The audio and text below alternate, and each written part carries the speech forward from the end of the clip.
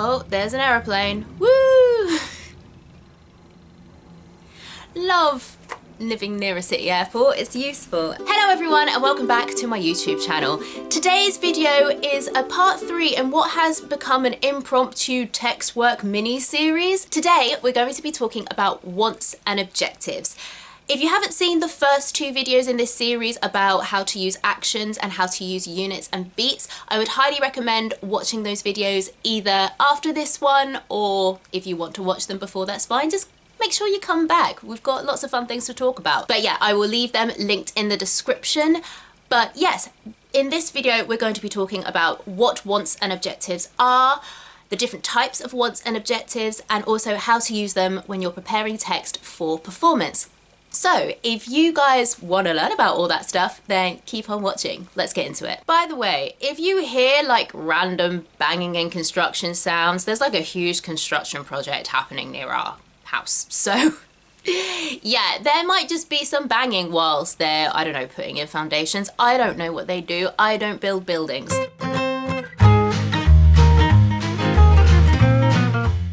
So firstly, what are wants and objectives?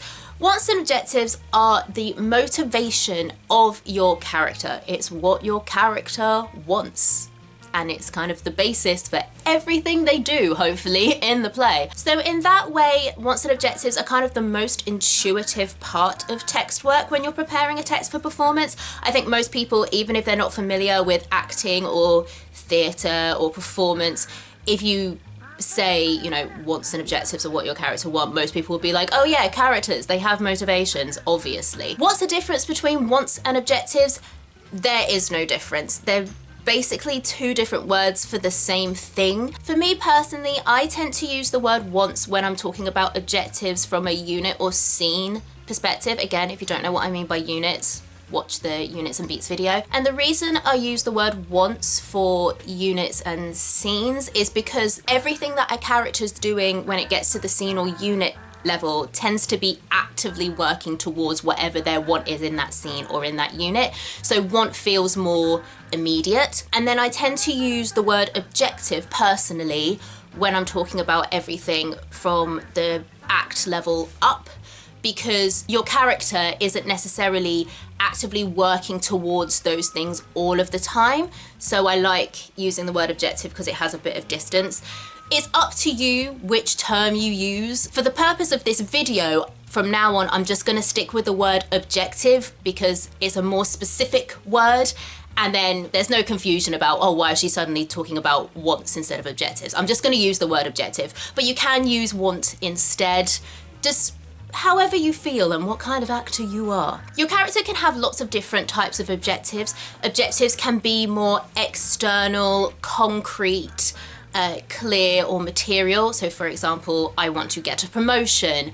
I want this other character to give me something. Things like that, where it's like you want a specific outcome, there's a concrete thing, and once you've got that thing, the objective is achieved. Or they can be more internal, more intrinsic, more abstract. So I want acceptance, I want love, I want power, where there isn't necessarily going to be like a clear-cut goal of like, when my character's got this, then they've got their objective. It's more like something that they're constantly striving for, if that makes sense. And in general, the objectives that are over a shorter time frame, like units and scenes, will tend to be those more concrete objectives, and the objectives that are over a long time frame, so the time frame of the play or the time frame of the character's life outside of the play, will sometimes be more abstract. Not always, but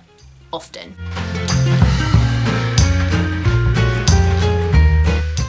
So now we know what objectives are, let's talk about the different types. And I'm going to start off with objectives over the broadest time frame and then narrow that time frame down. So at the top of that list is the super objective.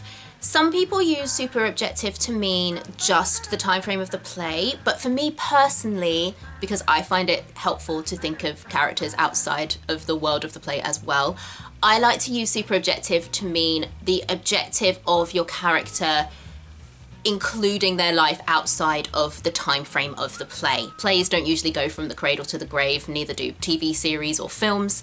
So taking their entire life, past and future if they have a life in the future after the play, what does your character want? Next down from that, you have their objective throughout the play, which obviously is just the time frame of the play or TV show or film, whatever medium you're performing. Then after that, unless you are in a one-act play, in which case it's kind of moot, but you'll have the objective for each act. Then underneath that, you have your scene objective, which is your objective for each scene, and then underneath that, each unit within a scene will also have its own objective. And then, along with all of these different types of objective, there may or may not be counter objectives. And a counter objective is something that is working against the objective of your character. Unlike objectives, which are always internal to the character, it's what your character wants, counter objectives can either also be internal if your character wants two conflicting things,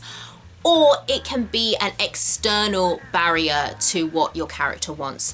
For example, if your character wants to tell another character that, for example, they're breaking up with them, but that other character isn't letting them do that because they keep on talking about something else, or they keep on changing the subject, or they're in denial, that is a external barrier to what your character wants, if what your character wants is to break up with that person. Which I literally just said. Why did I add that? Ugh, I hate that I waffle so much. Going back to objectives, another important thing to note is that objectives can change throughout the play. You might find that for your character, what they want throughout the play or throughout an act shifts. And a good example for this is what's called inciting incidents in plays. Normally, especially with protagonist characters, there will be an inciting incident which sets the main story of the play in motion. Especially a protagonist character, it may be that they want something different in the first scene or few scenes, and then when the inciting incident happens, what they want changes. Two examples from Shakespeare, just because it's public domain and you guys can go and see for yourself, are in Hamlet and Macbeth. So starting off with Hamlet, he doesn't want to kill his uncle until he sees his father's ghost, and his father's like, dude, your uncle killed me, can you avenge me maybe? And then Hamlet's like, absolutely dad, let's do that. I'm paraphrasing. Up until he sees his father's ghost, he doesn't want to kill his uncle. Similarly, in Macbeth, Macbeth is really happy, like, being a Thane, loving life, until he meets the three witches who are like, dude, you're gonna be king, get ready. And then he tells his wife, and his wife's like, dude, we need to make this happen now. Let's kill King Duncan. He's staying over the night. Let's just get it done. Let's king you up, my guy. Macbeth is not really interested in being king until the prophecy, and then his wife pushing him to, take decisive action in unaliving King Duncan. He doesn't want that before. So those are just two really clear examples of a want of a character changing. And you can handle this in two ways, especially if it's starting early on in the play. You can either say, okay, my play objective literally goes from the start of the play to the end of the play. So at the start of the play objective is this, and then at this moment it changes to this. Or if it's a change that happens very early on, if you're playing a protagonist character, that may well be the case. You could say that the objective before the inciting incident is wrapped up in the super objective, so what the character wants in their whole life. And then the play objective starts at the inciting incident when the actual plot of the play gets set into motion. Let's use the Macbeth example. We like murder. We don't like murder. Don't murder people. So using Macbeth as an example, you can either be like, the play objective is he wants to be a good Thane and a good warrior and a good leader of men, but is like quite happy in his lane. And then at this point, whatever the scene is when he meets the witches, his objective becomes to become king and gain power. Or you could say his super objective throughout his life is to be a good Thane, and then his objective within the play from the inciting incident is he wants to be king and gain power. Whatever is most helpful for you, for the play you are doing and the role you are playing, use that.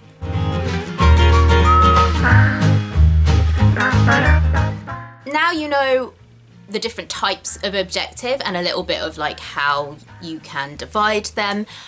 How do you use them? It's all very well to be like, well, you know, find your character motivation, but like, where do you find the information to make those artistic choices? Let's call them that. The main thing to remember, and this goes for all performance, all text work that involves some sort of script. Obviously, like devising is a different thing, movement is a different thing. But if you're dealing with text, if you're dealing with words, everything needs to come from the text. The text is kind of the only thing that's real. So everything either has to be directly in the text, or if it is something that you need to extrapolate, you have to extrapolate from the text. So when it comes to objective, the first thing is, does your character state what they want? Is there any moment in the play when your character is like, I want this? Let's just go back to Shakespeare. Is there, I do not know the answer to these because I haven't read either Hamlet or Macbeth in a very long time, but is there any point where Macbeth says, I want to be king? Is there any point where Hamlet says, I really want to kill my uncle right now? If those lines are in there, Shakespearean style, that gives you a very clear indication of what they want, right? If there aren't any lines where the character is specifically stating what they want, then look at their actions. What do they do within the play, and what can you infer from their actions about what they may want? Let's say, for the sake of argument, Macbeth never says, I want to be king. Him killing Duncan, killing Banquo, and then trying to kill his sons, as in Banquo's sons, spoiler alert if you've never seen Macbeth, him going back to the witches to say, is there any way that I can be defeated or killed? All of these actions that he takes to try and gain power and then consolidate that power indicates that he wants the power he's trying to get, and then when he's got it, he doesn't want to let it go, which you can infer maybe he wants power, maybe he wants to be king. I think that's a fair inference. This is particularly helpful when you're thinking about super objectives, because obviously you only have the play. You don't know what happens outside of the realm of the play with your characters, right? So this is where inference becomes really important, because that's all you have to go on. You have to infer from what happens in the text. But also, if you're playing smaller characters, if you're playing a protagonist in a play, you have a lot of material to work with, because you're gonna be in a lot of scenes, you're gonna say a lot of stuff. The main plot revolves around you, so from a writing perspective, it needs to be really clear what you do and do not want. But if you're soldier number 3 with 3 lines, you have less to work with. And so that's where it comes to inferring, not just from just the text as a whole, but also from the objectives that are clear, and extrapolating that to, okay, so if my character wants this in this scene and they're of this status, they have these relationships with these characters, what might that mean that they could realistically want in this act? And then what might they want in this play? And then what might they want in their super objective? Inference is a very key skill. And we're kind of like detectives, actors, you know, you mind the text, you find the clues, the facts that you can, and from that you try and build a picture of what your character is, if that makes sense.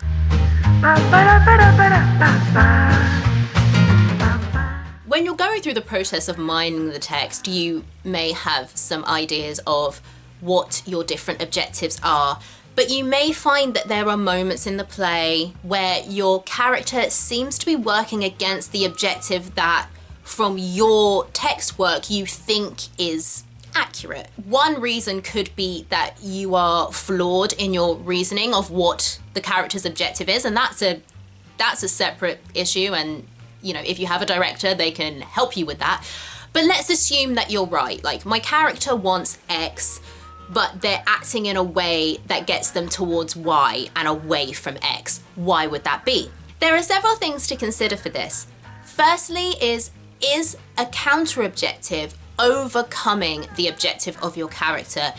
And that could be either an external or internal counter objective, either one. If there is a counter objective that is so strong that your character can't get what they want, they may act in a way that doesn't get them towards what they want because they have no other choice. They can't fight in any way against that counter objective. Another thing to consider is, are they being deceptive?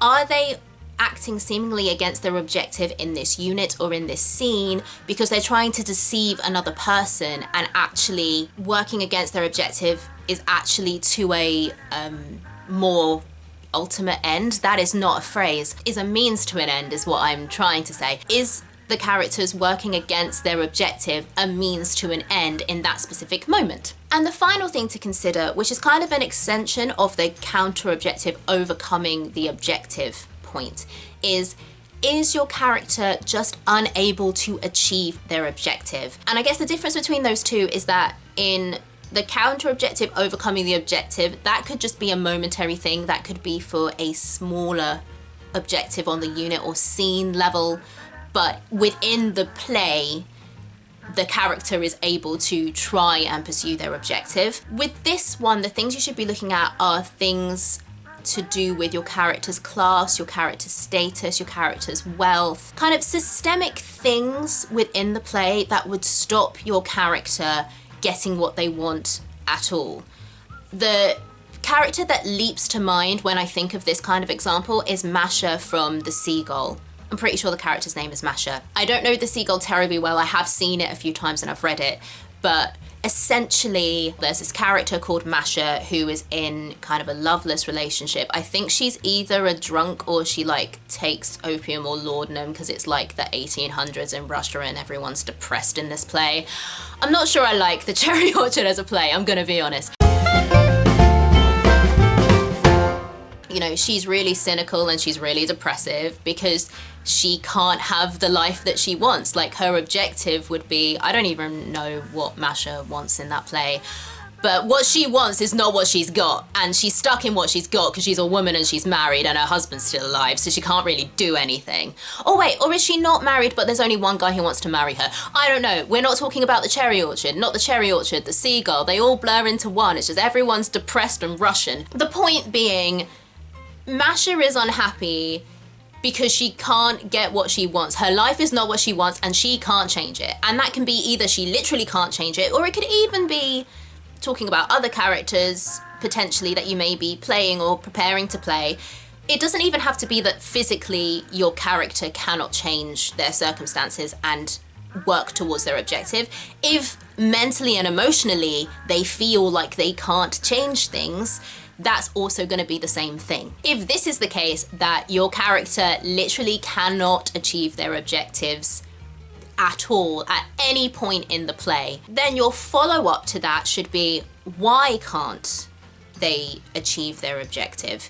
Is it external? Is it internal? Is it a bit of both? And also, more importantly, how does that affect the way that they act? How does that affect their tone? How does that affect their body language? Because that affects you. If you can't get what you want, we all want what we want, right? And if you don't feel you can get that, that's going to affect your behavior. That might be by being passive aggressive, it might be by being depressive, it might be by being aggressive, but you're going to act in a way that is going to be clear that you are not happy. Let's put it that way. And this is the really cool thing in general about counter objectives, is where you really get to explore and portray character depth and internal conflict. I mean, this could be a whole separate video, but drama essentially is about conflict. One character wants one thing, another character wants another thing. Internal conflict, it's an internal conflict, right? So if you have a character that wants one thing, but they also want another thing, or they want one thing but they believe that they can't have that thing because of X, Y, Z, that's where conflict comes in, because your character still wants to strive for what they want. They still want to strive for that objective, but the counter objective is stopping them. A good example of internal conflict, going back to Shakespeare, let's leave Chekhov for now. There's a scene in Hamlet where Hamlet comes across his uncle alone. And Hamlet's like, this is the perfect time to do the killing of the uncle thing. But his uncle is praying. And so Hamlet is like, oh, there are no witnesses. I could literally do the thing and get away with it. But he's praying, so if I kill him now, he'll go to heaven, and he doesn't deserve that. He deserves to rot in hell. That is an internal conflict. Also, I guess external, because if he wasn't praying, then he'd just be like, yeah, let's stab a bitch. And then not only is that more fun for you as an actor to play, but for an audience, that's more fun to watch.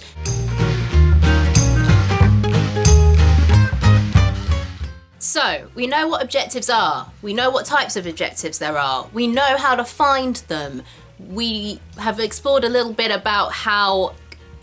Excuse me, I burped. I really need to have some lunch. We've learned a bit about how objectives and counter-objectives interact and how that is juicy and fun. Finally, I want to talk about how you use objectives along with actions, which have a video on that, and units and beats, which have a video on that. More so units than beats, let's be honest. All of these three things, actions, objectives, and units, work together to create a blueprint of who your character is, what motivates them, and how they get what motivates them, or attempt to get what motivates them. In terms of the relationship between objectives and actions, your objectives should directly affect the actions that you choose. Obviously, there'll be other things in that, like relationship with the character that you're interacting with and character profiles and all of that stuff, which if you want videos on those as well, let me know. But essentially, if character A wants something from character B, character A uses tactics to get what they want from character B. Those tactics are actions. That's the actions video in a nutshell. Watch it for more detail. But you need to know what your character wants. You need to know what their objective is to start experimenting with how they're going to get that. It's all very well being like, character A is going to manipulate character B. Why are they doing that? You need to know why. So you need the clear objective to be able to inform that. In terms of the relationship between objectives and units, the unit is part of the structuring of the play. In the same way that plays are broken up into acts and to scenes, units are the next lowest down structural unit, hence why they're called units, that is useful for you as an actor to use. And so it's just a way for you to more easily map out maybe how objectives shift, how objectives either escalate or diminish, to note where maybe your character has achieved their objective or where their objective has been shut down completely, and so maybe their objective then needs to change, they need to pivot, all of those things. Once can also be a good way of checking your uniting, especially if you're doing specific character uniting. Just gotta wait for this aeroplane. Side note, while we're waiting for the aeroplane, I really like my outfit today. I made an effort and I feel cute. Like, I've got the hoop earrings, I've got this necklace, which I haven't worn in forever. I don't know, I have had this for years. But yeah, I'm loving it. Like, vintage shirt, little turtleneck. I'm feeling myself, I've gotta be honest. What was I saying before I just started hyping myself up about my outfit? If two units have exactly the same want with no change, chances are those two units are actually one unit for your character.